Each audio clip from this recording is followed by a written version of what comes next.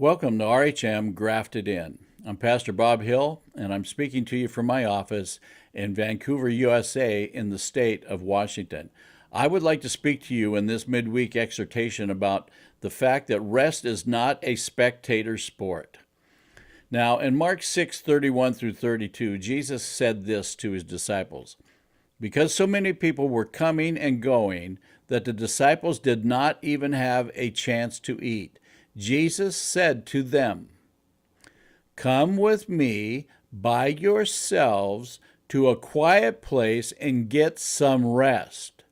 So they went away by themselves in a boat to a solitary place. Friends, rest is not a spectator sport. When you rest, you actively have to shut off the clatter of the world and find a stealthy, harmonious place where distractions cannot follow you. Why do I say a stealthy place? Why do I say a stealthy place? Because a controlled setting ensures a minimum of interruptions, disturbances, commotion, agitation, and disturbances. Each of these is fatal when connecting with yourself and God. I once heard someone say the real reason people don't get away by themselves is because they don't like to be alone with themselves. Now, I bristle at this statement, but it does make one think. Why is it so hard to get alone? Why is it so hard to get away from everything? Why is it so hard to turn off the electronics and get away and set them aside and leave them alone for a period of time? Why is it so hard? Is it because we don't like hearing our own voice? Or because the Lord might bring conviction to us concerning some of our behaviors and distractions? I remember a time in my life where I actually had to pull off the highway and go to a phone booth to call my wife and let her know when I'd be making it home from wherever I was. Now, friends, I remember some of those times, and I remember it was much, much easier to communicate with one another without the electronic distractions between us. Now, it's much easier to call from a cell phone going down the highway and not even having to stop. I like that. But if we manage these electronic devices the right way, they will not manage us. At lunch the other day, I witnessed a dad in a local fun restaurant with his two sons. I couldn't help but notice what was happening with the interaction between them. The dad was not emotionally interacting with the boys because he was impaired by the distractions of his smartphone. I could see his thumbs moving rapidly as he was looking down and gazing into an LCD distraction. All the while, he was missing the excitement of the two boys as they looked around this 60s style restaurant with all the posters and music paraphernalia and all the decorations in there. It was a very well decorated place, and there was a lot of interesting things. And the boys were just looking all over and pointing at them and stuff, and Dad was looking down at his smartphone and not even interacting with the boys at all. He wasn't even paying attention to what they were doing. Their eyes were huge. I mean, I was having a lot of fun just watching the boys looking around the room. And these little boys were interacting with the waitress more than they were their dad who was sitting with them. I don't know about you, but if that doesn't bring conviction to you, I don't know what can. We must take time for one another. Another time I was at the ocean at Cannon Beach, Oregon, and my wife and I had this third level room where we could see way out onto the beach. You know, we could see, I don't know, 3/4 of a mile every direction, maybe a mile. I mean, we could see a lot of beach, and the big rocks were there.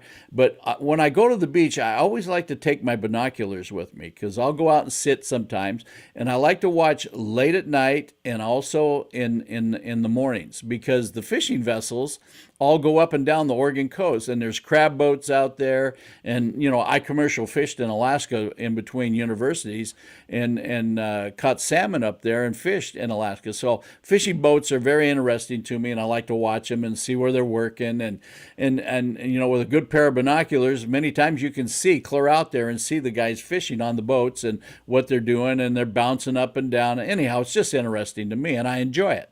I like to take time and just enjoy the beach. I also like to look at the wildlife on the rocks and what's flying around. But one time I was down there, and I had my binoculars, and I don't know why, but it was just like the Holy Spirit said, I want you to notice what people are doing. Now, as a pastor, sometimes, you know, we observe things and watch.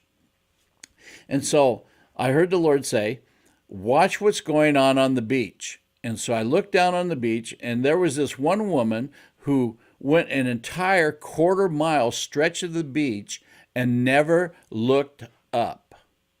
Both of her hands were fixed on her electronic device as she walked next to her male companion. Never looked up. Just completely caught up in that LCD screen. And friends, she was on one of the most gorgeous beaches in all of Oregon. It was amazing. I couldn't believe it. Then just a little bit later, right behind them was a family group of 5 with children of various ages. They were all looking downward and gazing into their smart devices.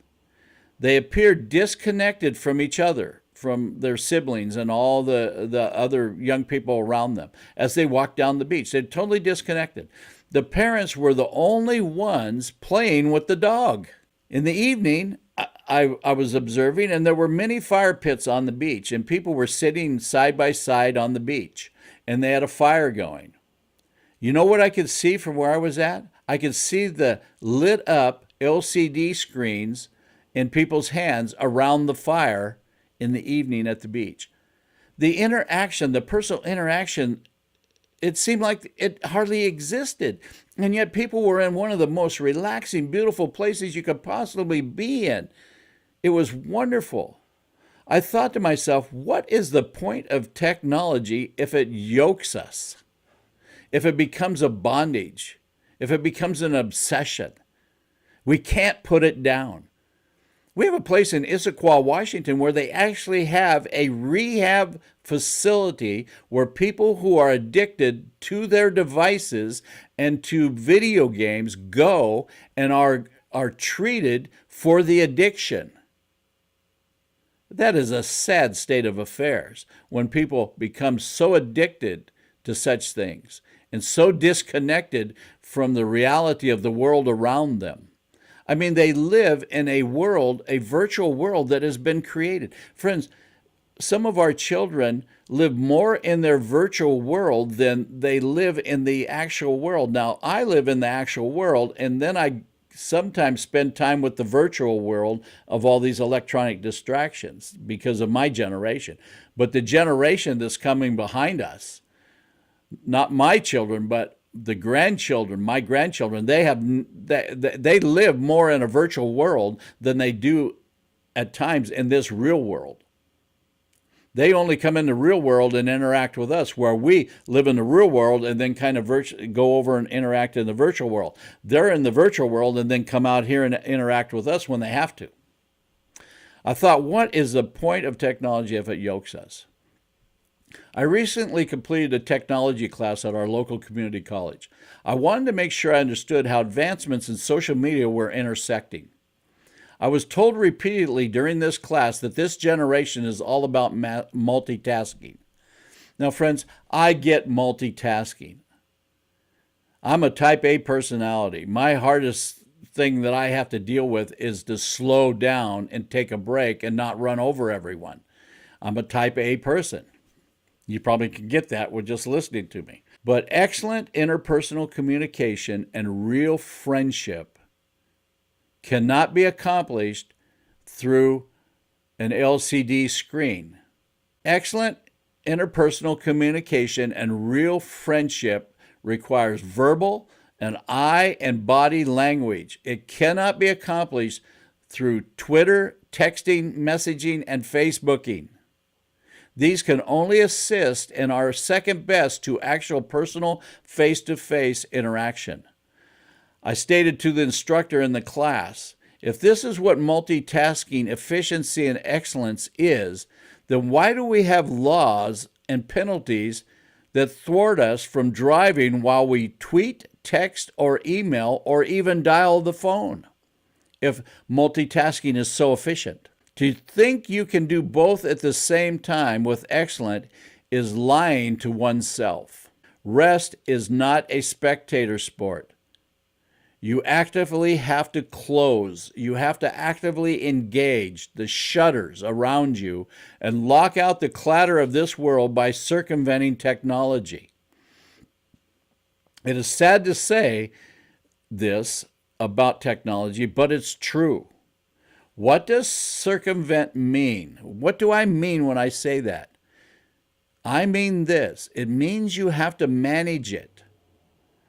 Just like everything else in your life. The on and off button, or the mute, or the vibrate on your electronic devices is not an attack on the dignity of those expecting you to reply to them. There were no smart devices in Jesus' time, but he prayed early before the demands and distractions started, and he knew how to get apart for rest and to hear the voice of the Father. Jesus knows how our minds are put together, and he still counsels us today. Come with me by yourselves to a quiet place and get some rest. So they went away by themselves. Ask yourself, what is keeping you from taking a smarter time out? Let me ask that again. What is keeping you from taking a smarter time out?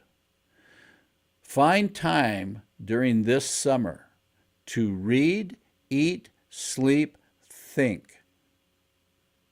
Rest, R-E-S-T. Read, eat, sleep, think. As a leader, I'm planning time to refresh. A harmonious, stealthy, smarter time out, as much off the grid as I can be. I'm going to spend time with my family and my grandchildren. We're going to turn our smart devices off. We're going to take time away from them. We're going to walk. We're going to talk. We're going to eat together. We're going to walk on the beach without smartphones. We're going to get in a dune buggy and ride all over the dunes and have a tour. We're going to spend some time with fresh air, with scenery. Jesus said, get away and rest. They went away by themselves and rested. Please let these biblical words penetrate your spirit. Let me just share application about what I've said here. Don't bother fighting or trying to eliminate the LCD distractions of your screens or your smart devices. You'll lose. Learn how to circumvent them. Learn how to avoid, evade, skirt, dodge, outwit, elude, and manage them. Find yourself. Put distractions in your rearview mirror. Step on the accelerator pedal until they just keep getting smaller and smaller and smaller and smaller and smaller until you can't see them anymore. Work is way back there. All the issues at home are way back there. You can't see them anymore. Put your foot on the accelerator pedal. Go forward until all that stuff just kind of disappears. Until it becomes so small you can't see them anymore. Comprehend these simple words.